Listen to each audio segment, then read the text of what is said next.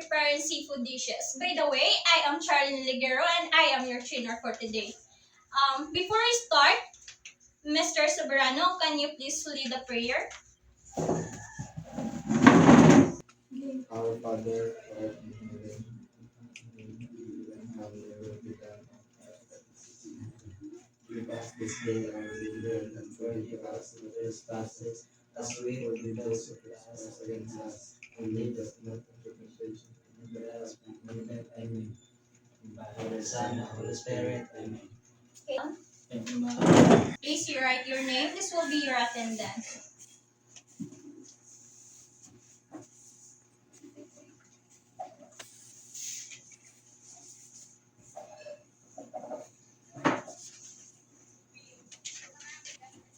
I will give you 10 minutes to answer your pre-assessment.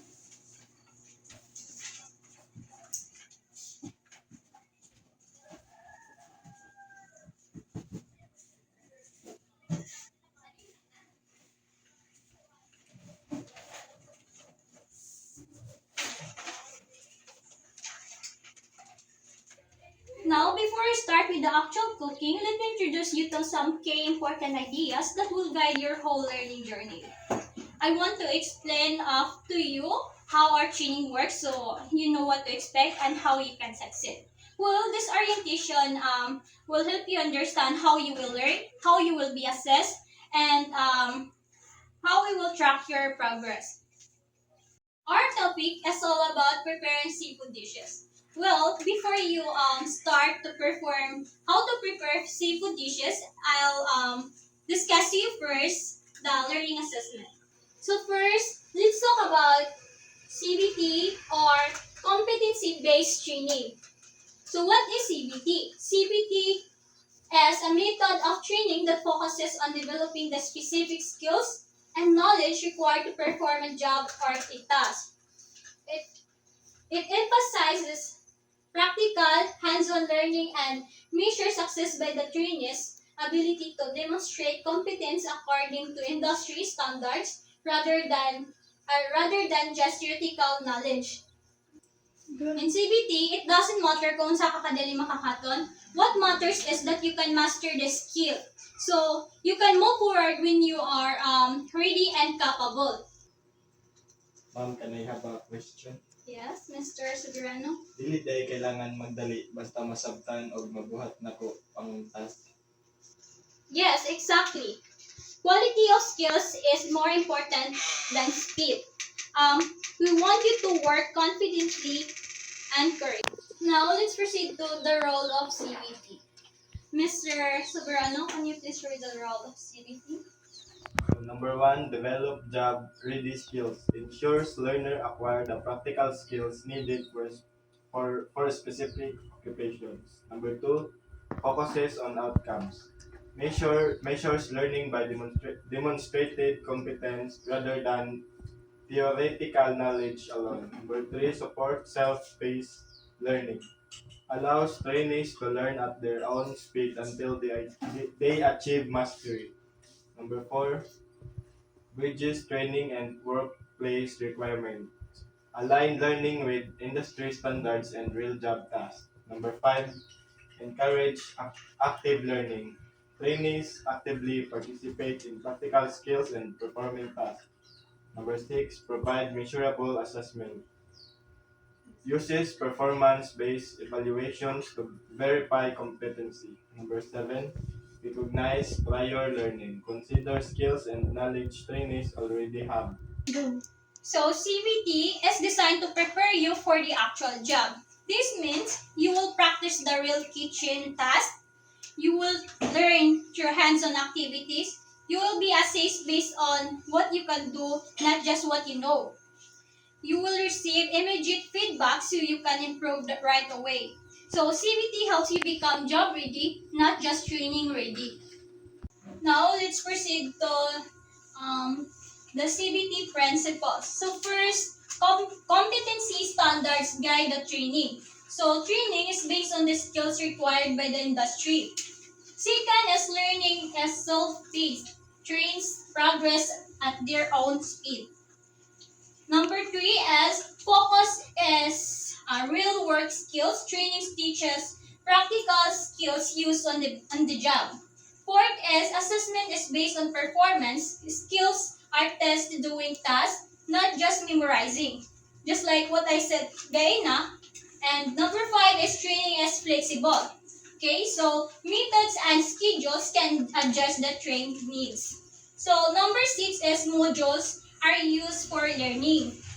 Lessons are divided into smaller, manageable units. So number seven is feedback is given immediately. So trainers give quick feedback. So dapat maghatagid kag quick feedback to help and improvement for improvement. So number eight is trainees are active participants.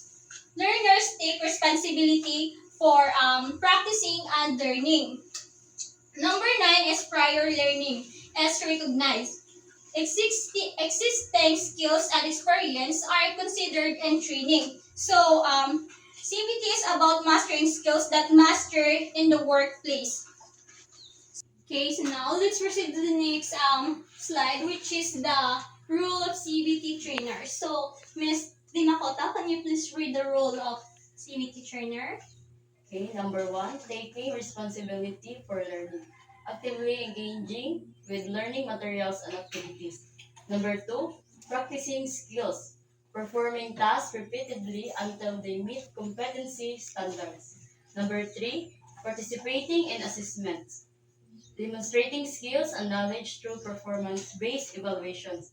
Number four, seeking feedback, listening to trainers' guidance, and using it to improve. Number five, managing learning pace, progressing through modules at their own speed while ensuring mastery. Number six, applying prior knowledge, using previous experience to enhance learning and skip competencies already mastered. Number seven, maintaining professionalism, following safety rules, workplace ethics, and training guidelines. Okay, as a trainee, you also have a responsibilities po. You have expected to participate actively during the training, practical skills regularly, take assessments seriously, accept the corrections and use them to improve, and manage your learning progress, apply what you already know, and show proper behavior and professionalism. And you are success depends on how committed you are to learning. Okay, now let's proceed to the next slide. Mr. Soberano, can you please read the CBLM? Civil aim competency-based learning material is a structured training guide used in competency-based programs to develop job-related skills. It contains lesson procedures and assessment that help trainees master a specific task required in the workplace. Completing civil aim-based training shows that an applicant has gained practical hands-on skills aligned with industry standards. Okay, so you will use civil aim or competency-based learning material. Think of this as your step-by-step guide. It contains lessons, proper procedures, practice activities, and assessments. So if you follow your CBLM properly, it will help you understand the process and master each skills. Okay, so now let's proceed to the next slide, which is the training metrics. So, please, Mr. Soberano, read the training metrics. Training matrix is a structured chart or table that tracks and organizes the training activities each trainee must complete. It shows the required skills, competencies, modules, or courses along with the status of each trainee's progress. The matrix helps trainees and the institution monitor who has completed, is currently taking, or still need specific training. It ensures that all trainees develop the necessary skills and meet the required standards for their qualification or job role. Okay, so the training matrix shows on what your learning status. It tells you what are skills you are required, and which skills you have started, which skills you are still working on, and which skills you have already completed. Well, this will help you and the trainer monitor your progress clearly. So now let's proceed to the next slide, which is the achievement chart. So an achievement chart as a tool used to track, record, and display a learner's progress and accomplishment over a period of time. It helps instructors and trainees see which skills, competencies, or learning objectives have been mastered and which still need improvement. Achievement charts are often used in competency-based training schools or workplace training programs to provide a visual overview of performance. So the achievement chart record what you have already accomplished. It includes your skills that you have mastered, the tasks you have completed, like what I said earlier, and the assessment you have passed.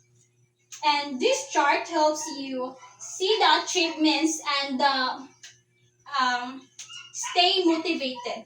As the progress chart. A progress chart is a tool used to track and visualize the trainee's ongoing development and learning or skills acquisition or over time. It helps both trainers and trainees monitor improvement, identify areas that need more practice, and celebrate achievements. Unlike an achievements chart, a progress chart shows growth over multiple attempts or sessions, making it easier to see trends and performance. So, progress chart is kanang shows your improvement over time. So it helps identify skills that are improving, skills that skills you are good at, and skills that still need to practice. So this reminds that the learning is a process and improvement happens step by step. So before we end our discussion, so now that you understand the training system, are you ready to start learning and prepare quality of seafood? Yes, ma'am. Okay, that's all for today. Thank you for listening. I hope you understand, and see you tomorrow. Good day, trainers. Welcome to our second day of training. Before anything else, I would like you to sign your attendance.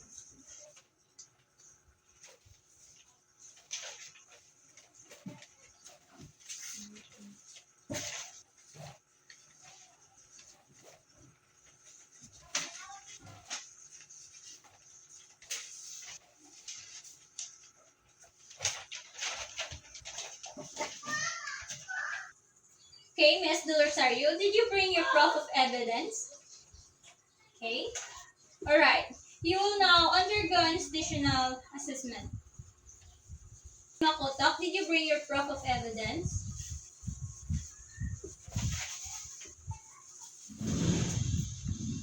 Alright. You have Alright, you have here a job training of a senior high school with RG restaurant. You will now undergo an institutional assessment. Mr. Soberano, did you bring your proof of evidence? Okay. You have your job training and senior high school with RG restaurant. You will now undergo an institutional assessment. Mr. Mahinay, did you bring your proof of evidence? Okay, thank you. All right. You will now undergo institutional assessment.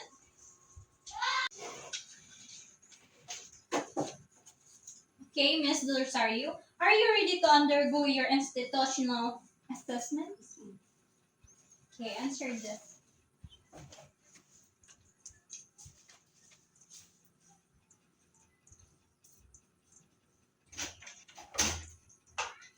Okay, you can now start your demonstration.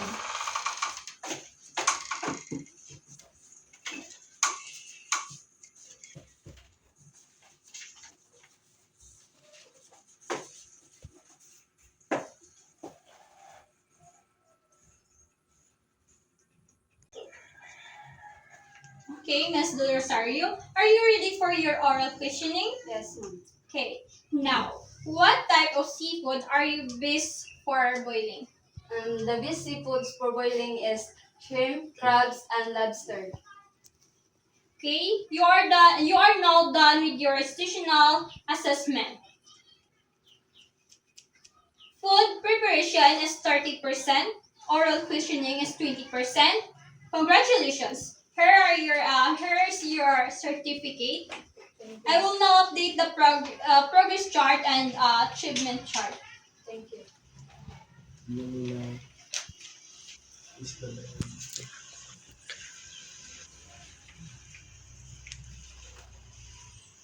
Ms. Dimakotak, are you ready to undergo to your institutional assessment? Yes, ma'am. Okay, please sign this.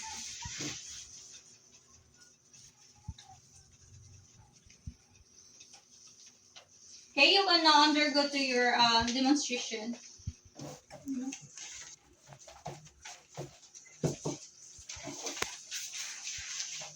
Time is up. Ms. Dimakotak, are you ready for your oral questioning? Yes. What are the ingredients that you are used in preparing seafood boil? So the ingredients that I use are, of course, shrimps, lobster, um, lemon, vinegar, corn, butter, and soy sauce. Okay, Ms. Dimakotak, you are done with your institutional assessment. For food preparation is 30%. Oral questioning is 20%. Congratulations, Ms. Dimakotak. Here's your certificate. I will now update the progress and chart achievements chart. Thank you.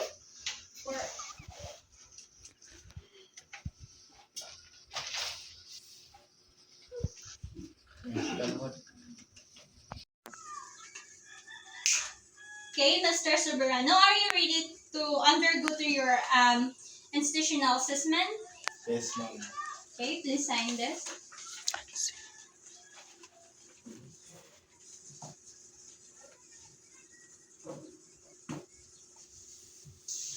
Okay, you can now start with your demonstration.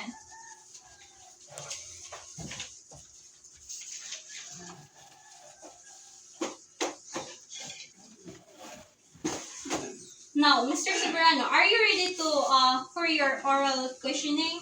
Yes, ma'am. How do you prepare seafood boil? First, wash and clean the seafood properly. Second, find a large pot and boil the seafood and add salt, garlic, and onion for the flavor. And add potatoes and corn and boil it for 4 to 8 minutes and then mix with melted butter or seafoods and serve hot and enjoy. Okay, Mr. Soberano, you are now done with your institutional assessment. For food preparation, you got 30%, and oral questioning, you got 20%. Congratulations. There is your certificate, and I will now update the progress chart and the achievement chart.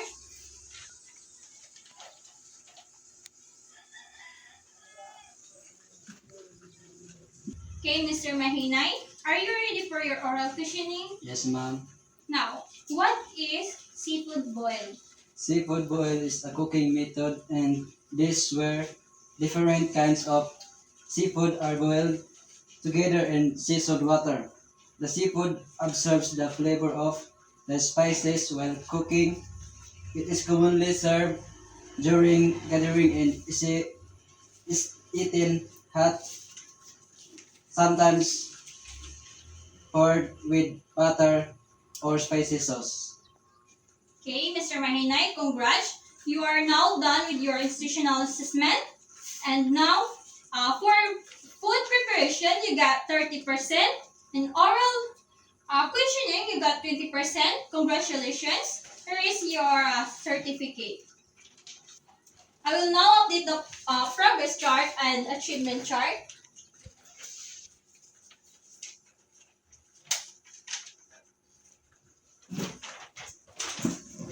Congratulations, everyone. You are now done with your assessment. Your performance are recorded to progress and achievement chart. Congratulations, everyone. But before that, I have here a evaluation form. This will help you to improve your training matrix. Please sign this.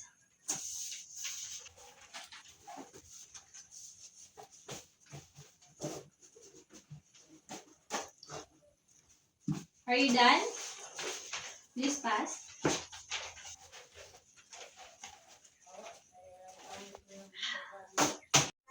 Congrats, trainees. Job well done.